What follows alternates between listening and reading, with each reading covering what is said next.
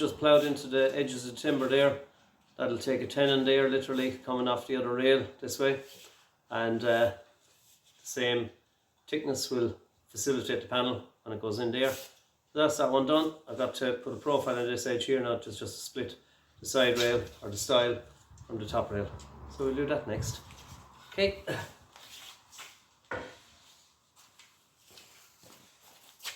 I just thought I'd share a couple of tips with you as regards some workshop practices that I apply in my workshop. Everybody else is different, of course. So in this case I'm doing stiles for doors, and if I was doing joinery or I was doing a door frame, it doesn't matter what I'm doing, but the stiles I would always mark out first. And I've 6 here together, so you'd always mark multiples when you can. Saves time, time is money.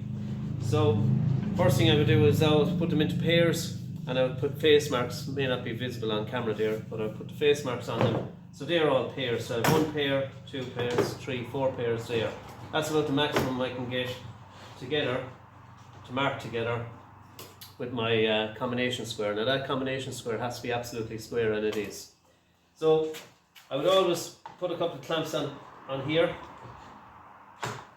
And the reason for that is very important, that when you're putting on little clamps like that you clamp the pieces together so that they're perfectly parallel.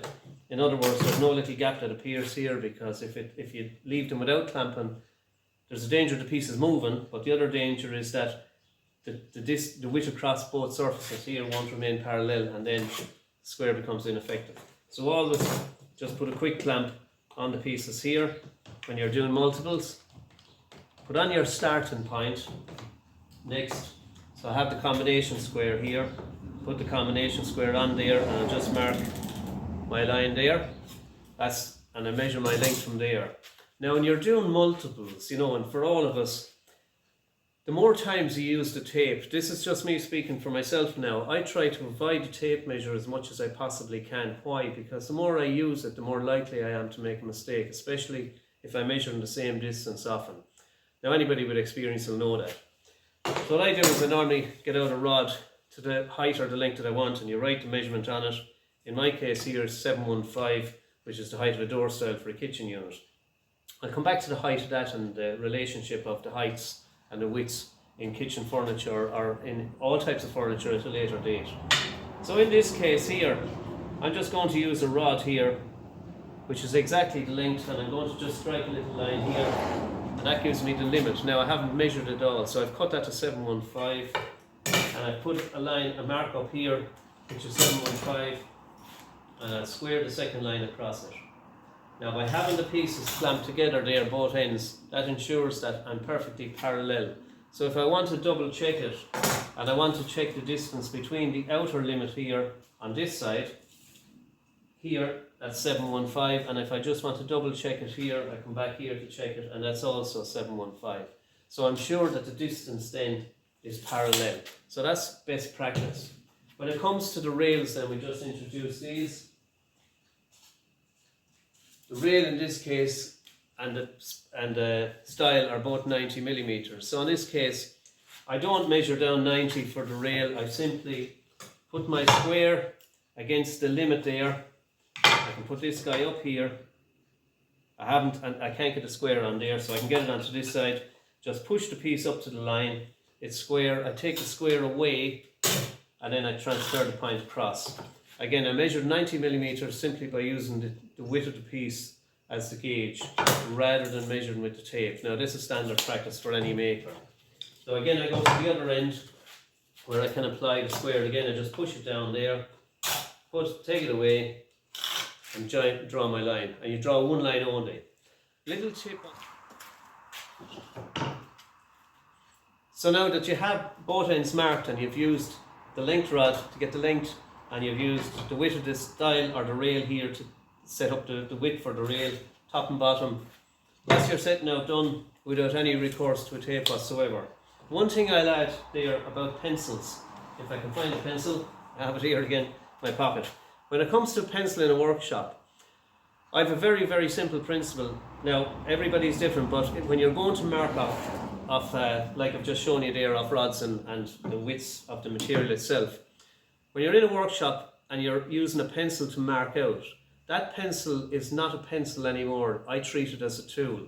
So the pencil has to be exceedingly sharp. Now I would normally pair them with a chisel there, and then I will use a piece of old sandpaper there, or just a corner of a piece of sandpaper, and I'll use that there, and I'll just sharpen the pencil there like that. So you can see it on camera. I'll just use 240 grit paper there in this case.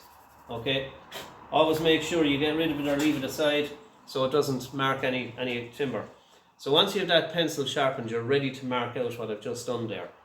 My little principle there is, if it doesn't hurt, it ain't sharp. So if that pencil tip does not hurt you to touch hand on the back of the hand, it's not sharp. So you need a pencil line that is as thin as possible. Which brings us back to the point, I've often heard it over the course of years, and a lot of people would ask, do you cut to the left of the line or the right of the line when you're using a saw? Now I'll covering that area when we're doing a workshop or hand tool practices at a later date on another clip. I always treat the fact that the line doesn't exist, so then there's no line left or right. It's an infinite line, so it's only there for you to see something before you apply a saw to it.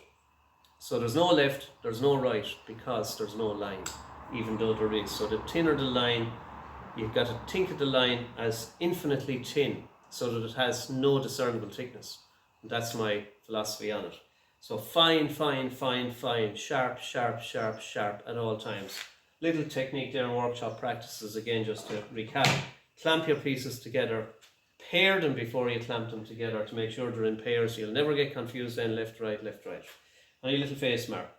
Clamp them together, square line across one end, use the length rod to get the length set up for the other end, square it across, apply your rail back to the line, use your square to push that piece up to the line, and once you're at the line, there like that, take away the square and measure the line. You have 100% accuracy there, provided you've got a tool pencil, not a pencil. Sharp, sharp, sharp. So that's it. So I hope that might be useful to some people when you're doing multiples. It's the best practice that I would use when I'm doing styles for doors, or styles for windows, or styles for cabinet doors. Depends on what I'm doing. When I'm doing multiples, in other words, that's the process I would apply.